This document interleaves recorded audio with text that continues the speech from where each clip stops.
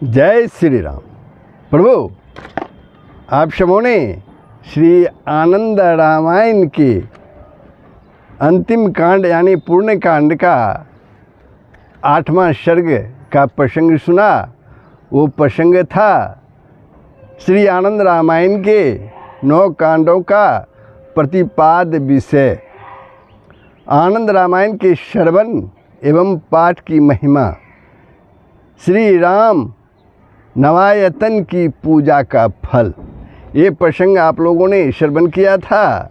अब प्रभु श्री आनंद रामायण के पूर्ण कांड यानी अंतिम कांड यानी पूर्ण कांड का 9वां सर्ग आपके समक्ष है।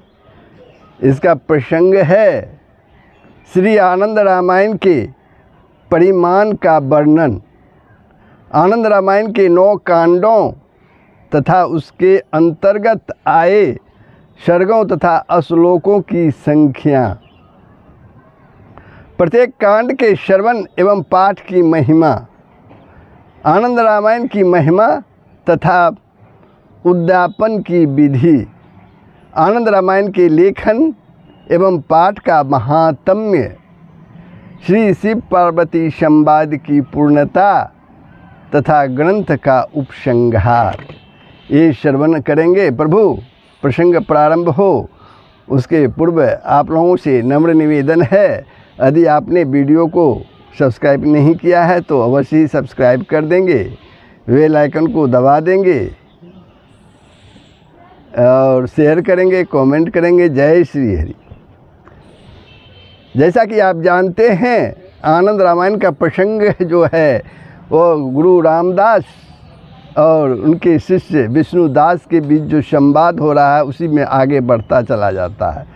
तो श्री रामदास जी बोलते हैं, गुरु श्री रामदास जी बोलते हैं, हे शिष्य विष्णुदास, संपूर्ण श्री आनंद रामायण में 9 कांड है जिनके नाम क्रमशः इस प्रकार हैं: सार कांड, यात्रा कांड, याग कांड, विलास कांड, जन्म कांड, विवाह कांड, राज्य कांड, मनोहर कांड तथा 9वां पूर्ण कांड है।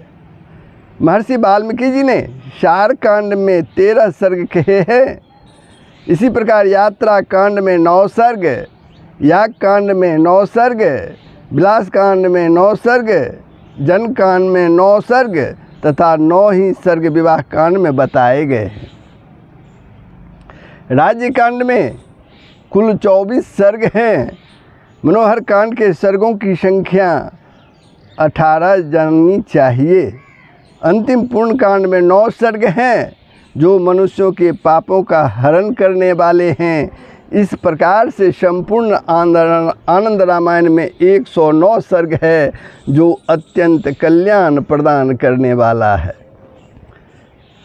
सार कांड में 2530 श्लोक, सार कांड में 2530 श्लोक, यात्रा कांड में 735 श्लोक, याग कांड में 625 श्लोक और विलास नामक कांड में 678 श्लोक हैं। जन्म कांड में 802 श्लोक कहे गए हैं। विवाह कांड में 583 और राज्य कांड में 2622 श्लोक बताए गए। मनोहर कांड में 3100 श्लोक हैं तथा अंतिम पूर्ण कांड के श्लोकों की संख्या 577 है। इस प्रकार से विद्वानों को संपूर्ण आनंद रामायण के श्लोकों की संख्या 12,252 जाननी चाहिए। यानी संपूर्ण आनंद रामायण में श्लोकों की संख्या कितनी है? 12,252।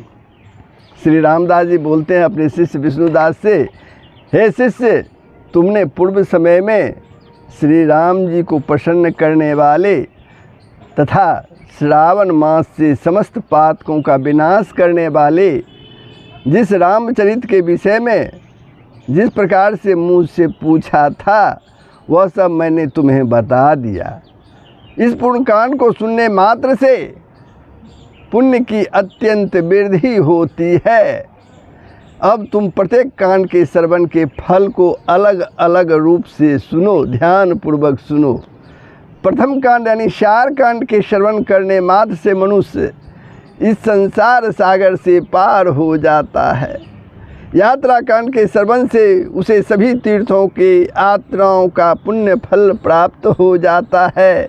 याग कांड के श्रवण से सभी यज्ञ याग आदि अनुष्ठानों से प्राप्त होने वाला उत्तम फल मिलता है।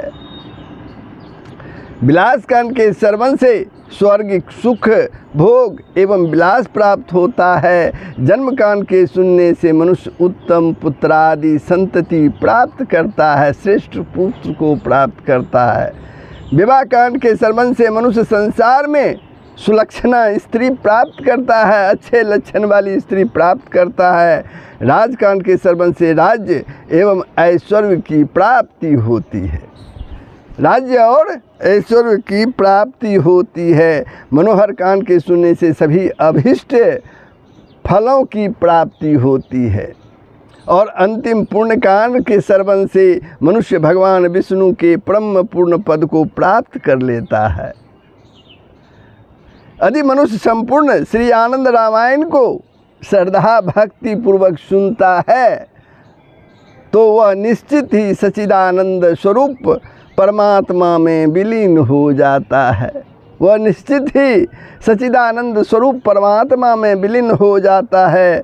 श्री आनंद रामायण के श्रवण के अनंतर बाद मनुष्यों को उसका उद्यापन करना चाहिए। विद्वान व्यक्ति को चाहिए कि वह श्रवण के अनंतर यानी श्रवण के बाद सुवर्णमय रथ का दान करे। उस रथ में 4 घोड़े जुते हुए हों तथा उसमें सोने की पताका लगी हुई हो।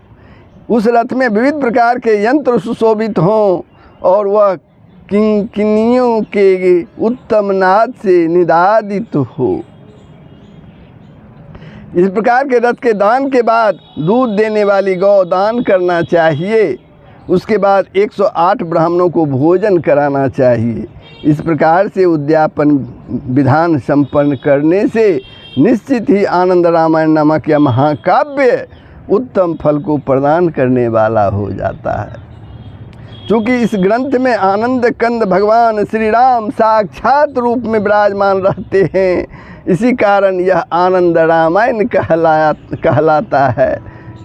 यह आनंद रामायण कहलाता है क्योंकि इस ग्रंथ में आनंद कंद भगवान श्री राम साक्षात रूप से विराजमान रहते हैं। जो मनुष्य प्रातःकाल उठकर श्री आनंद रामायण का पाठ करता है वह देवताओं के लिए भी दुर्लभ सभी अभिपिष्ट कामनाओं को प्राप्त कर लेता है। उसकी इच्छा जिन कामनाओं को प्राप्त करने वाली होती है वो उन्हें प्राप्त हो जाता है। चैत्र मास के शुक्ल पक्ष की नवमी अर्थात श्री रामनवमी को भगवान श्री राम के जन्मोत्सव के दिन 100 मासा सोने की श्री हनुमान जी की एक मूर्ति बनवाएं अथवा 21 मासे की बनवाएं अथवा अपनी शक्ति के अनुसार सोने से बनवाएं। उसके साथ ही संपूर्ण श्री आनंद रामायण ग्रंथ को किसी को मूल्य देकर लिखवाएं अथवा स्वयं ही अपने हाथ से ग्रंथों को लिख लें।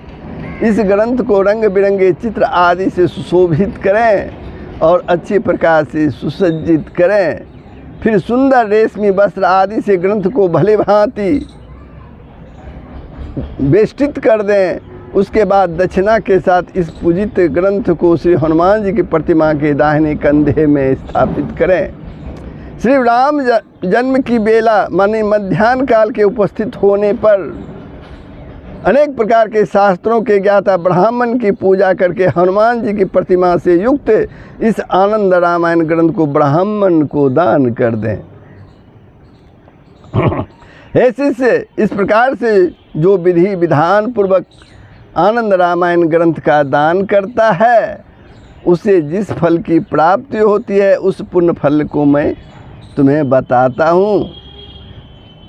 जो इसमें पुण्य बताया गया है उससे भी अधिक 100 गुना फल आनंद रामायण के दान से प्राप्त होता है। इस आनंद रामायण में जितने अक्षर हैं उतने सहस्र युगों तक वह वैकुंठ लोक में आनंद प्राप्त करता है उसके बाद वह श्रद्धालु मनुष्य 7 जन्मांत तक ब्राह्मणों का जन्म प्राप्त करता है और फिर वेद में पारंगत ब्राह्मण होता है। आनंदाम वाला यह रामायण यानी आनंद रामायण अत्यंत रमणीय, पवित्र, आनंद प्रदान करने वाला, मनोहारी तथा पुण्य की वृद्धि करने वाला है। जो मनुष्य श्रद्धा भक्ति पूर्वक इस आनंद रामायण की कथा का श्रवण करते हैं वे अपने पुत्रों पौत्रों तथा मित्रजनों से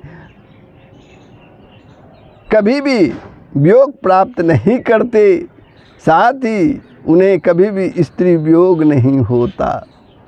इस पवित्र आनंद रामायण को जो स्त्रियां सुनती हैं वे अपने पति से उसी प्रकार वियोग नहीं प्राप्त करती जिस प्रकार की लक्ष्मी का भगवान विष्णु से कभी वियोग नहीं होता। जो मनुष्य दूसरे ग्राम में अथवा देशांतर में बहुत समय से चले गए हों और उनकी जानकारी ना हो तो उन्हें वापस बुलाने के लिए इस आनंद रामायण का पाठ करना चाहिए। इससे वे शीघ्र ही वापस लौट आते हैं।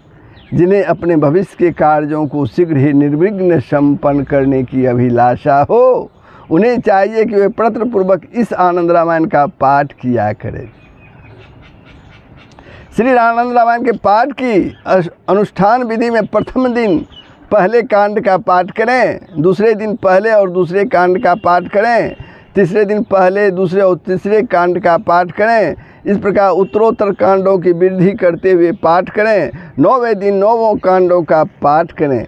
इस प्रकार 6 कर्म से एक एक कांड घटाता हुआ 10वें दिन 8 कांड, 11वें दिन 7 कांड, 12वें दिन 6 कांड, 13वें दिन 5 कांड, 14वें दिन 4 कांड, 15वें दिन 3 कांड, 16वें दिन 2 कांड और अंतिम 17वें दिन पहला कांड पढ़ना चाहिए।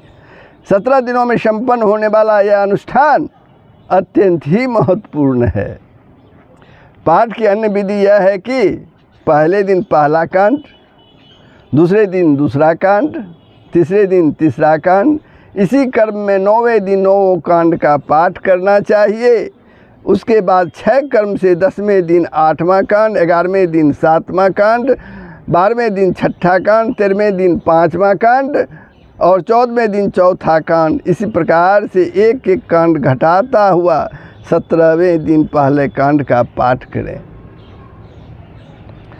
17 दिनों में पूर्ण होने वाला पाठ का यह अनुष्ठान अत्यंत सुख प्रदान करने वाला है अथवा प्रत्येक कांड के सर्ग में वृद्धि और ह्रास के क्रम से पाठ करता हुआ 7 मास में पाठ के अनुष्ठान को संपन्न करें। अन्य विधि के अनुसार पहले दिन पहले सर्ग का पाठ करें, दूसरे दिन दूसरे सर्ग का पाठ करें। इसी प्रकार दिन की वृद्धि के अनुसार तीसरे दिन तीसरा सर्ग, चौथे दिन चौथा सर्ग क्रमशः वृद्धि क्रम से पाठ करते हुए 109 दिनों में सभी सर्गों का पाठ पूर्ण कर लें। फिर इसी क्रम में सर्गों को घटाते हुए पाठ करें। इस अनुष्ठान में भी 7 मास का समय लगता है। यह अनुष्ठान विधि सभी कार्यों की सिद्ध करने वाली है। पाठ के अन्य विधान में वृद्धि क्रम से पहले दिन पहला सर्ग, दूसरे दिन दूसरा सर्ग, तीसरे दिन तीसरा सर्ग, इसी क्रम में 109वें दिन अंतिम 109वें सर्ग का पाठ करें। उसके बाद ह्रास क्रम से 110वें दिन 108वां सर्ग, 8वां सर्ग, 111वें दिन 107वां सर्ग, 112वें दिन 106ठा सर्ग, इसी क्रम में पाठ करता हुआ 7 महीने में वृद्धि ह्रास क्रम से संपूर्ण रामायण के पाठ को पूरा करें। हे शिष्य, इस प्रकार से मैंने पाठ विधि के भेद से अनुष्ठान के भेद बताए हैं। इस प्रकार से श्री आनंद रामायण के पाठ के अनुष्ठान के बाद यथाविधि हवन करना चाहिए। पायस तथा फलों के द्वारा यानी खीर और फलों के द्वारा आनंद रामायण के अलग अलग प्रत्येक श्लोक के अंत में स्वाहा लगाकर आहुति प्रदान करनी चाहिए अथवा 9 प्रकार के अन्नों के द्वारा ब्राह्मणों के साथ होम करना चाहिए। जितने दिनों में पाठ का अनुष्ठान पूर्ण किया हो उसी की संख्या के परिमाण में ब्राह्मणों को भोजन कराना चाहिए। जो मनुष्य प्रातःकाल उठकर इस मंगलकारी आनंद रामायण का भक्ति श्रद्धा से पाठ करते हैं वे परम सुख को प्राप्त करते हैं। द्वादशी तिथि को प्रयत्नपूर्वक इस रामायण का पाठ करना चाहिए। 9 दिनों में इसका पारायण करना चाहिए। इस आनंद रामायण के एक कांड, एक सर्ग अथवा एक श्लोक का भी, एक कांड, एक सर्ग अथवा एक श्लोक का भी जो मनुष्य प्रतिदिन पाठ करते हैं उनका जन्म निष्फल नहीं होता। पुत्र की अभिलाषा से जो पुरुष रात्रि के समय शय्या में आरूढ़ होकर स्त्री के साथ इस रामायण को सुनता है वह निश्चित ही पुत्र प्राप्त करता है। इस आनंद रामायण से शुभाशुभ शकुन एवं कार्य की सिद्धि एवं असिद्धि के विषय में विचार भी किया जाता है। श्री रामदास जी बोलते हैं, हे शिष्य विष्णुदास, तुमने जो जो भी मुझसे पूछा था वह सब मैंने तुम्हें बता दिया। हे शिष्य, 109 सर्गों वाले इस अत्यंत श्रेष्ठ श्री आनंद रामायण को मैंने तुम्हें बताया।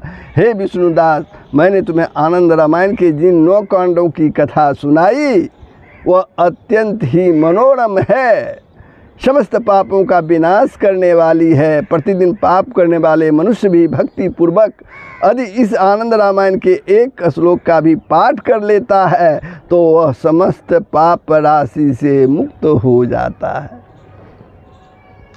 और भगवान श्री राम के उस साकेत धाम को प्राप्त कर लेता है जो अन्य जनों के लिए सर्वथा ही दुर्लभ है। श्री रामदास के मुख से निर्गत यह श्री आनंद रामायण लोगों के समस्त पापों का नाश करने वाली है। यह भगवान श्री रामचंद्र जी के द्वारा किए गए विविध लीला चरित्रों और अनेक प्रकार के कौतुकों को समन्वित है, कौतुकों से समन्वित है। वे कवि महर्षि वाल्मीकि जी अत्यंत धन्य हैं जिन्होंने पूर्व काल में 100 करोड़ श्लोकों में अत्यंत विस्तार वाले मंगलकारी रामायण की रचना की है। हे शिष्य, उसी में से मैंने सार अंश को ग्रहण कर इस आनंद रामायण को तुम्हें सुनाया है। धन्य स वाल्मीकि मुनि कवीश्वरो रामायण वे सत्यकोटि संमितम कृतम पुरायण सविस्तारम शुभम यस्माच्च सारः कथितो मया तो श्री आनंद रामायण अत्यंत उत्तम है। इसमें जगत जननी श्री जानकी जी के लीला कौतुक का वर्णन है।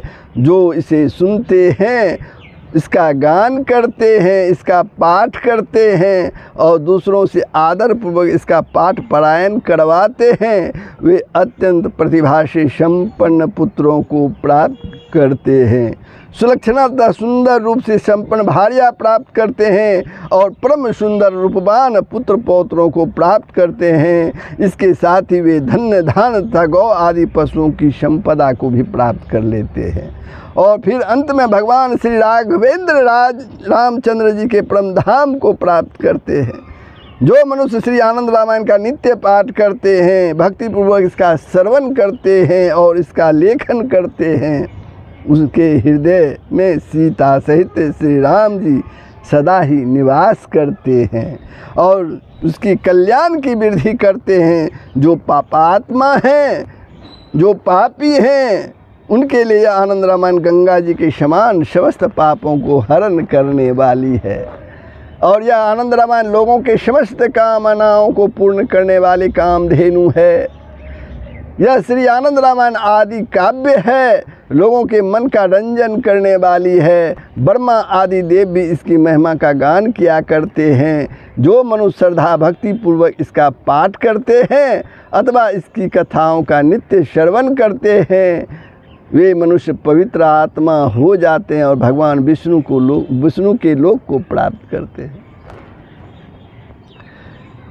श्री रामदास जी बोलते हैं, हे शिष्य विष्णुदास, मेरे द्वारा कथित 109 सर्गों वाली इस राम कीर्तन मालिका रूप आनंद रामायण को अपने कंठ में धारण कर तुम सुखपूर्वक निवास करो।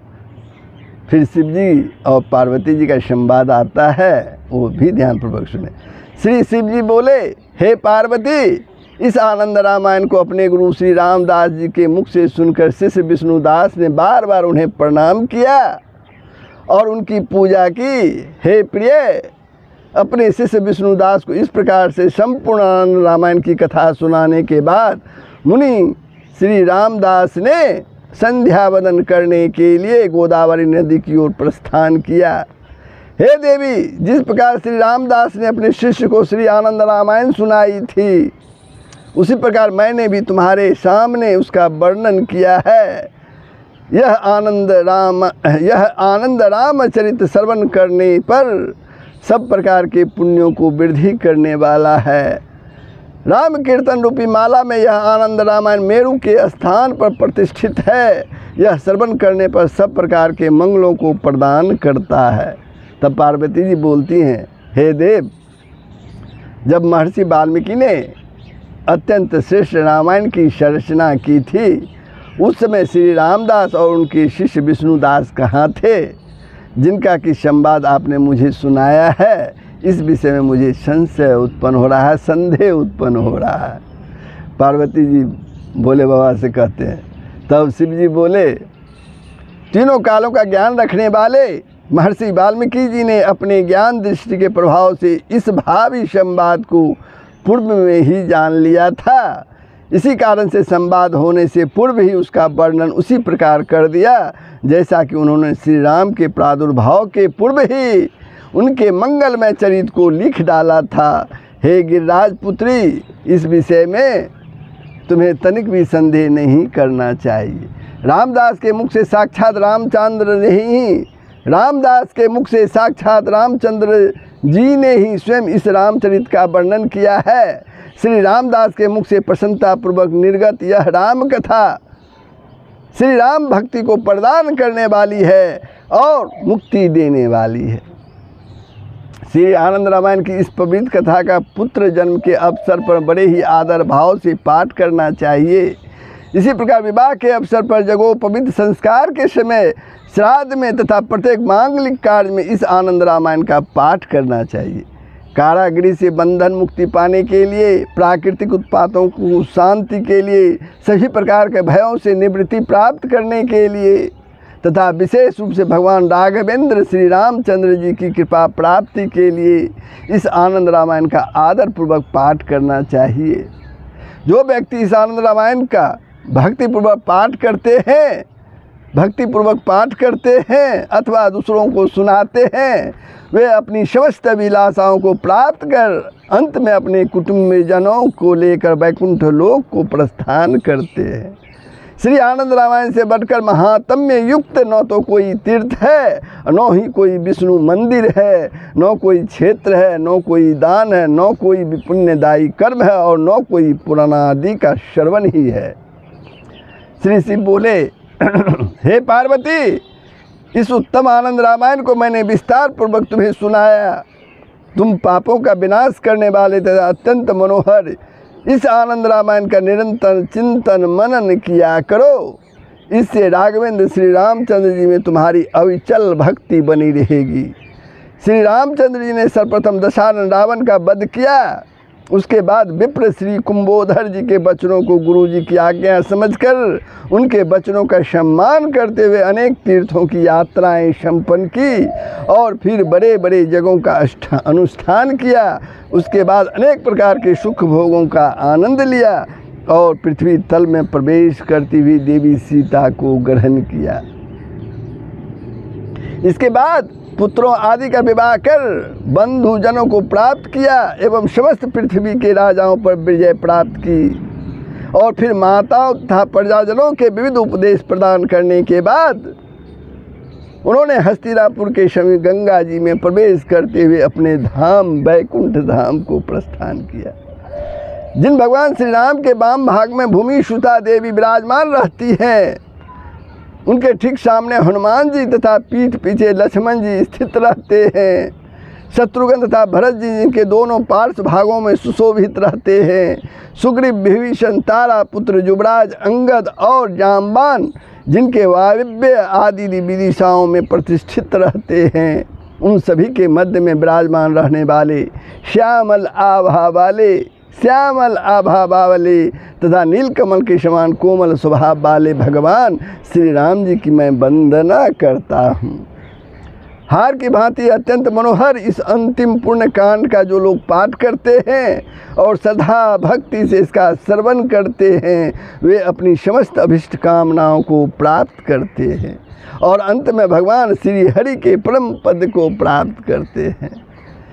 यह आनंद रामायण अत्यंत ही उत्तम है। लोगों को चाहिए कि इस पवित्र एवं पुण्यप्रद आनंद रामायण की सदैव आदरपूर्वक पाठ किया करे और निरंतर इसका श्रवण किया करे।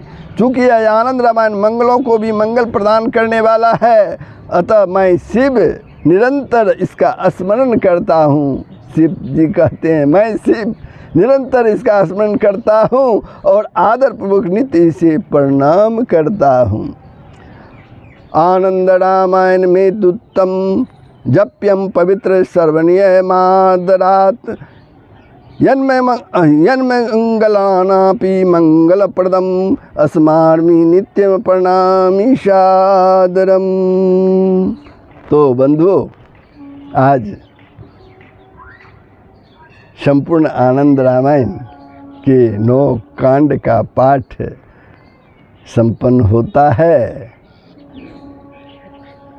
अब आगे प्रभु की जो इच्छा हो, शायद भगवत गीता का पाठ मैं प्रारंभ कर दूं। इसी तरह आप लोग अपना प्यार देते रहें, वीडियो को सब्सक्राइब कर दें, कमेंट करें, शेयर करें, लाइक करें। जय श्री राम। सबका कल्याण होगा, पूरे विश्व का कल्याण होगा। यही सनातन धर्म का मूल तत्व है।